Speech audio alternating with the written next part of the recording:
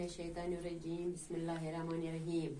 अस्सलाम वालेकुम प्यारे बच्चों, आज हम 5वीं जमात का उर्दू मज़मून के कुछ सवालात ये लिखेंगे। सबक नंबर है इंसाफ। तो हमने इसके सवालात किए हैं। अब हमें तीसरा क्वेश्चन लिखना है इंसाफ का। इंसाफ सबक के हम तीसरे क्वेश्चन पर पहुंचे। ये है सवाल नंबर 3। तो और ये पेज नंबर है 15। Page number 15। आप सब बच्चे अपनी अपनी किताब निकालिए और देखिए कि ये हमें क्या लिखना है। तो हमें आज ये तीसरा क्वेश्चन लिखना है। मिसाल देखकर खाली जगहों को पूर कीजिए। मिसाल देखकर खाली जगहों को पूर कीजिए। देखिए मिसाल क्या है। कश्मीर, ये जो हमारी ये रियासत है यूटी है, इसका नाम है कश्मीर। तो कश्मीर के लोग जो है इनको बोलते हैं कश्मीरी। कश्मीर में जो लोग रहते हैं उनको बोलते हैं कश्मीरी। और यहाँ पर इसका माना है कश्मीर का रहने वाला। इसका मतलब है, कश्मीरी का मतलब है कश्मीर का रहने वाला, कश्मीरी। हम ये नहीं इसको बोल सकते हैं कि कश्मीर का रहने वाला। हम बोलते हैं सिंपली कश्मीरी। हम कश्मीरी हैं, कश्मीर का रहने वाला। इसी तरह है अजम।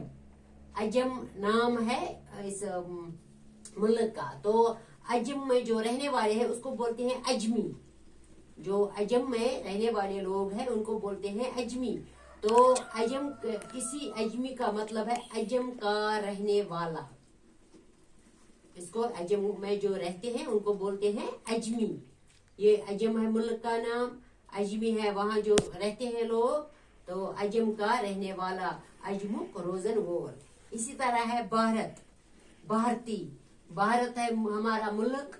तो भारती है यहाँ के लोग, भारत का रहने वाला जो भारत में रहते हैं।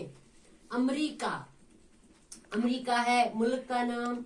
अमरीकी, जो वहाँ के लोग हैं उनको बोलते हैं अमरीकी।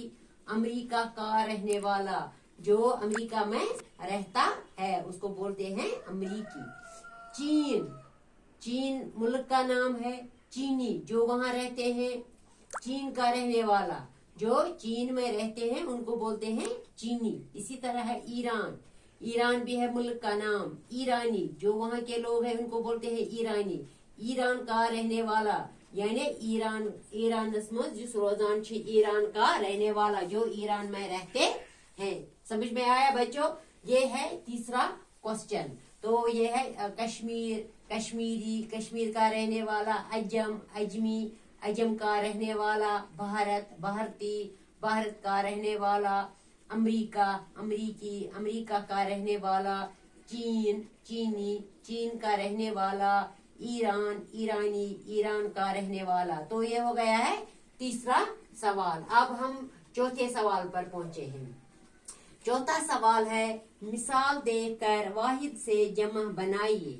मिसाल देकर वाहिद से जमा बनाइए। अब हमें वाहिद को बनाना है जमा। वाहिद आपको पता है, वाहिद एक को बोलते हैं और जमा को जमा बोलते हैं जो एक से ज्यादा है। अगर कहीं दो होंगे हम बोलेंगे वहाँ ये जम्मा है, जम्मा है। दो लड़के हैं वहाँ जम्मा। इनको एक तो वाहिद होता है एक, और जमा बोलते हैं बहुत सारे, एक से ज्यादा।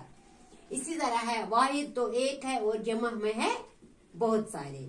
वाहिद में आता है अमीर। अमीर एक ही आदमी होता है जिसको हम बोलते हैं अमीर। और जमा में आता है उसका उमरा, यानी कि बहुत सारे लोग जो अमीर है।